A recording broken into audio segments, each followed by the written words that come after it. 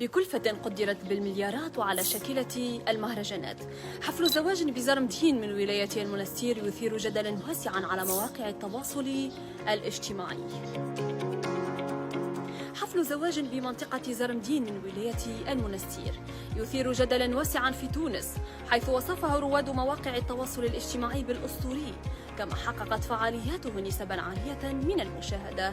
حفل زواج على شاكلة المهرجانات يستمر لمدة 9 أيام من 10 إلى 12 أوت الجاري، بمشاركة كبار الفنانين المحليين والعالميين، ليشمل عروضا متنوعة أحياها نجوم ومشاهير تونسيون وآخرون من دول شقيقة.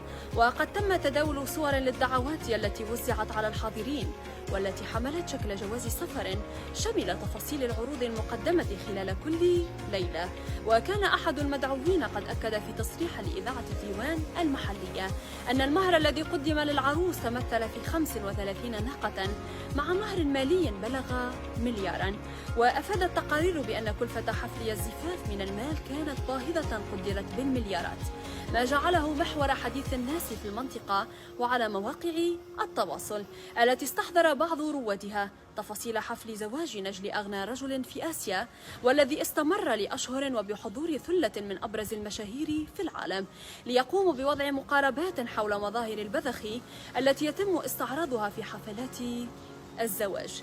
وتباينت الآراء حول هذا الحفل الفاخر، إذ كان محل انتقاد من قبل الكثيرين بسبب التكلفة الباهظة للحفل، في حين يرى آخرون أن هذا الأمر يبقى حرية شخصية.